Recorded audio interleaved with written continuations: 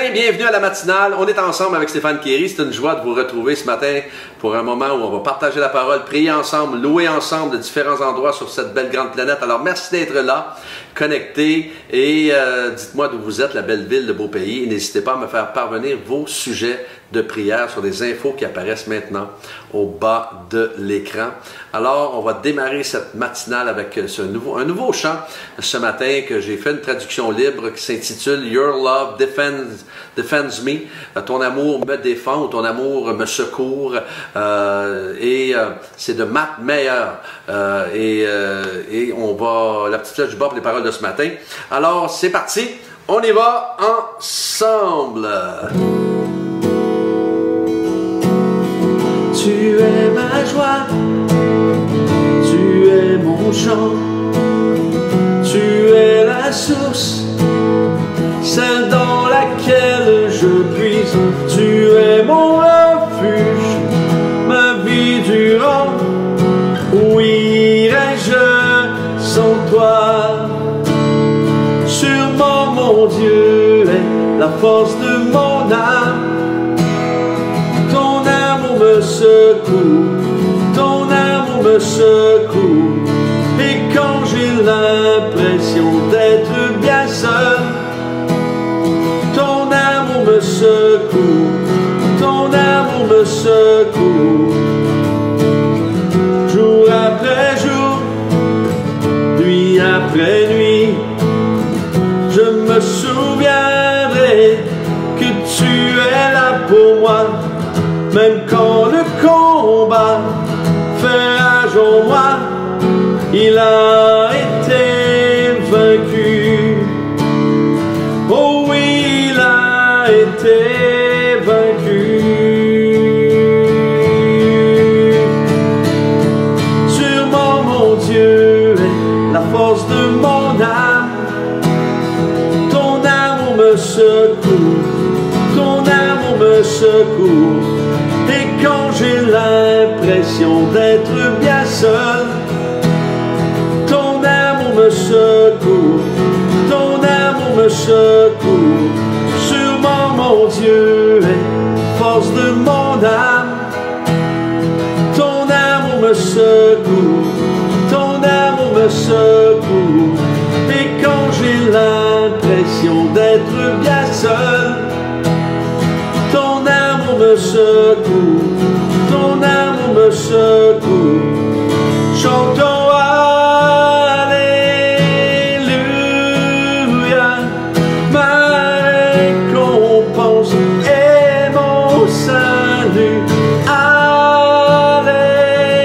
Alléluia, sûrement mon Dieu est la force de mon âme. Ton amour me secoue, ton amour me secoue. Et quand j'ai l'impression d'être bien seul, ton amour me secoue, ton amour me secoue.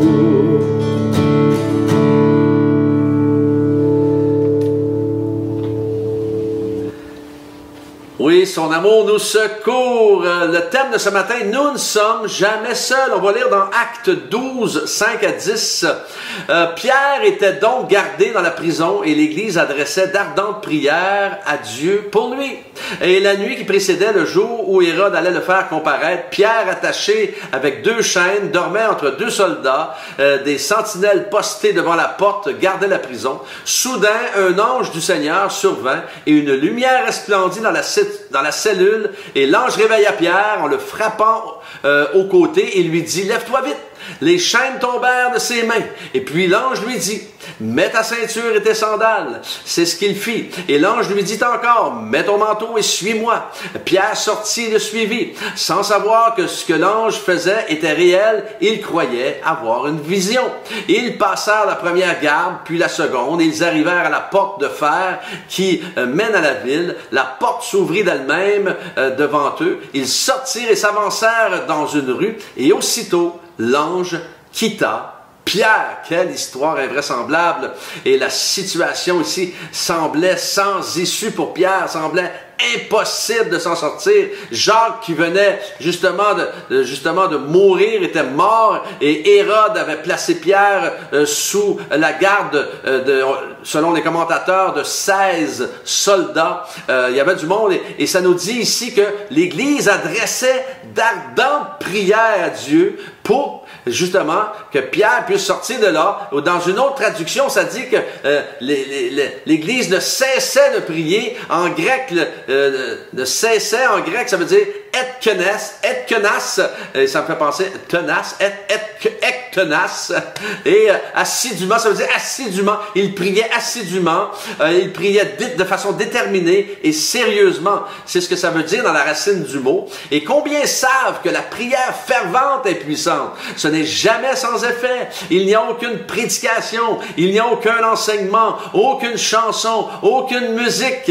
aucune activité qui va avoir une puissance quelconque sans la prière, sans la présence puissante du Saint-Esprit. Alors j'aime bien ces paroles qui disent les chaînes tombèrent.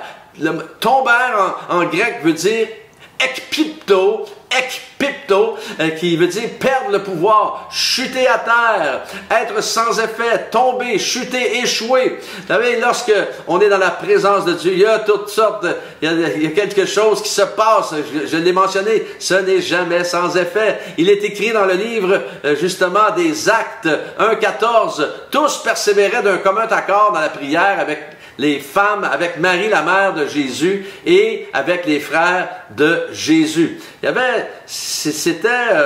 y avait des moments de prière intense à ce moment-là. Dans la traduction anglaise, j'aime ce que ça dit. Ça dit « They all joined together constantly in prayer ». Ça veut dire ils étaient constamment unis en prière. C'est un peu ce que nous faisons ensemble tous les matins. On est unis ensemble dans la prière. Ça dit dans le psaume 37, 32, 34, ça dit « Le méchant épie le juste et cherche à le faire mourir, mais l'Éternel ne le livre pas entre ses mains, il ne le laisse pas condamner quand il est jugé. Espère en l'Éternel, suis sa voix, et il t'élèvera pour que tu possèdes le pays, tandis que tu verras les méchants exterminés. » Alors, avez-vous l'impression d'être seul par moment dans ce que vous vivez? Vous savez, ce texte du livre des psaumes est incroyablement encourageant. Il nous dit que le méchant épie le juste pour le faire mourir, mais que Dieu ne laisse pas le juste entre les mains du méchant. Il ne le laisse pas être condamné pendant que l'ennemi de notre âme nous épie pour nous faire du mal. Dieu ne nous perd pas de vue. Pourquoi? Car il a des plans d'avenir pour nous. Il y a peut-être des situations de votre vie aujourd'hui où vous ressentez que de trop nombreuses portes restent encore à franchir. Mais j'aime cette phrase, la porte s'ouvrit d'elle-même devant eux. Il me semble de voir Pierre qui voyait toutes ces portes s'ouvrir devant lui pendant que l'ennemi de notre âme nous épie. Dieu, encore une fois, ne nous perd pas de vue. Nous servons le Dieu du surnaturel, celui qui ouvre les portes. Alors aujourd'hui, peu importe le combat qui vous attend, peu importe, encore ça rime avec porte, l'épaisseur, peu importe l'épaisseur du nombre de portes à franchir, Dieu reste au contrôle. Rappelons-nous que nous vivons dans un monde déchu où le bien n'est pas toujours récompensé et où le mal n'est pas toujours puni. Rappelons-nous aussi que l'histoire des justes, l'histoire des justifiés, vous et moi, ne se termine pas dans le désespoir. Pourquoi? Car c'est sans aucun doute le plan de Dieu qui s'accomplira en bout de ligne. Par contre, il y a un prix à payer et ce prix égale ardente prière au pluriel. Il faut dans ces temps de la fin que nous prions plus que jamais. Justement, je discutais avec un de mes amis, un frère dans le Seigneur dernièrement, avec qui je parlais, et il me mentionnait cela. Il me disait, Steph, va falloir que les leaders, va falloir qu'on s'unisse plus que jamais pour prier ensemble. Va falloir que le peuple de Dieu, prie ensemble avec d'ardentes prières afin de voir justement des choses se produire. J'ai reçu en début d'année, de cette année, une prophétie que je vous résume brièvement. brièvement, très brièvement, qui disait, Jésus revient bientôt, il vient chercher une église sanctifiée, il vient chercher une église purifiée, détachée de ce monde, séparée du péché, car rien d'impur, rien ni de souillé ne peut entrer dans son royaume. En ce moment, plus que de retrouver une vie normale, c'est de retrouver une vie de prière intense et se purifier également. Il y a, pour terminer ce texte que j'aimerais qu'on voit rapidement, 1 Thessaloniciens 5, verset 6 et verset 23. Verset 6, ça dit, « Ne dormons donc pas comme les autres, mais veillons et soyons sobres. » Veillons et soyons sobres. Je crois que ces textes-là sont des temps, ce sont pour les moments que nous vivons en ce moment, que le Dieu de la paix, dans le verset 23, que le Dieu de la paix vous conduise lui-même à une sainteté totale et que tout votre être, l'esprit, l'âme et le corps, soient conservés irréprochables lors du retour de notre Seigneur Jésus-Christ. Et ce retour est très bientôt. Je crois que le retour de Christ, je crois que Jésus a le pied sur le seuil de la porte. Il revient bientôt pour venir chercher une église sans ride ni tache, purifiée, sanctifiée. Je crois qu'il est temps, plus que jamais, de s'unir ensemble, de prier ensemble et de purifier nos cœurs et de nous sanctifier, de sanctifier nos pensées et de nous positionner devant le roi des rois, le Seigneur des seigneurs.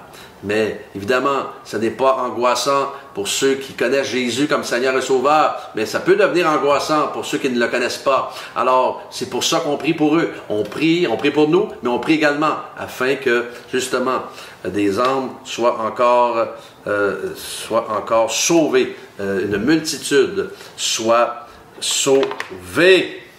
Alors, nous ne sommes jamais seuls. Alors, on va prier. On va prier pour Philippe.